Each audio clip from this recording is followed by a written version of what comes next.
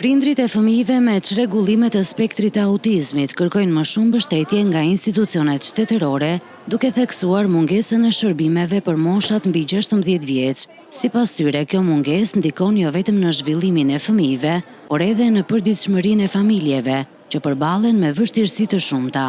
Sipas prindërve, pavarësisht përpjekjeve të vazhdueshme, ende mungojnë zgjidhjet konkrete për këtë kategori, ndaj kërkojnë më shumë vëmendje dhe politika të mirëfillta mbështetëse. Kemi kërkuar dhe kërkojmë që të ketë një qendër e cila të ofrojë shërbime, të gjitha llojet e shërbimeve për këta persona, sidomos me autizëm.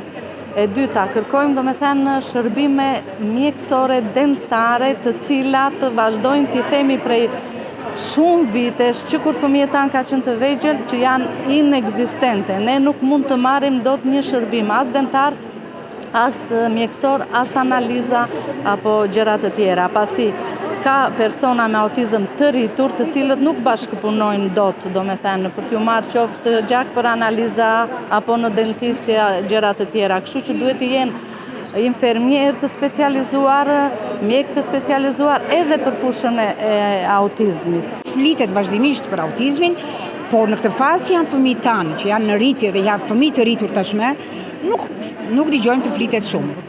Për ne si prindër është një betejë e përditshme. Qoftë edhe për fëmijët tanë, qoftë edhe për ne. Pra trajtimet për këta të rinj duhet të jenë të përditshme.